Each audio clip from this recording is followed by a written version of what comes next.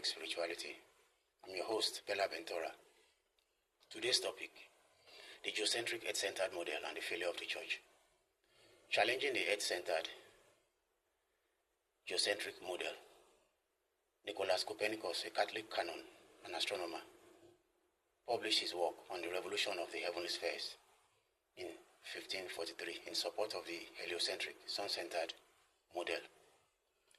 His idea was based on mathematical hypothesis to save the appearances.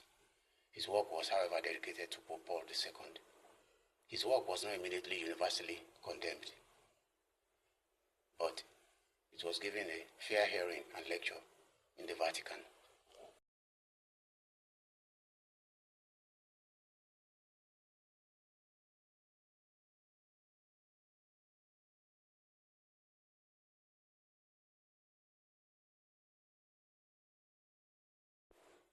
Decades later, Galileo, another astronomer, used telescopes to gather compelling evidences, such as the phases of Venus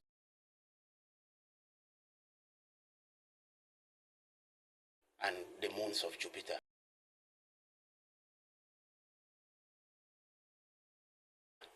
Which contradicted the geocentric, earth-centered model.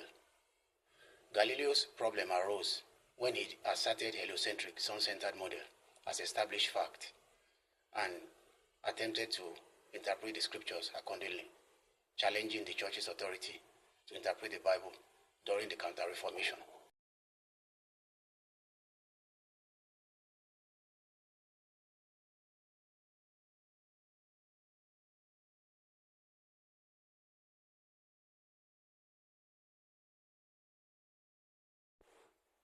In 1616, the Church officially declared sun-centered heliocentric model as foolish and absurd in philosophy, scientifically unsupported at that time, and considered as formally heretical, contrary to literal interpretation of the scripture.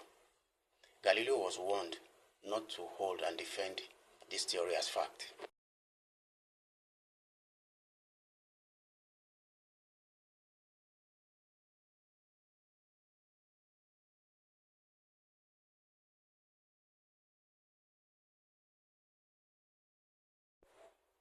After publishing his book, Dialogue Concerning the Two Chief World Systems in 1632, which seemed to mock Pope Urban VIII's argument, Galileo was tried by the Roman Inquisition in 1633. Found vehemently suspect of heresy, Galileo was forced to recant his view, and he spent the rest of the remainder of his life in house arrest. His book, banned.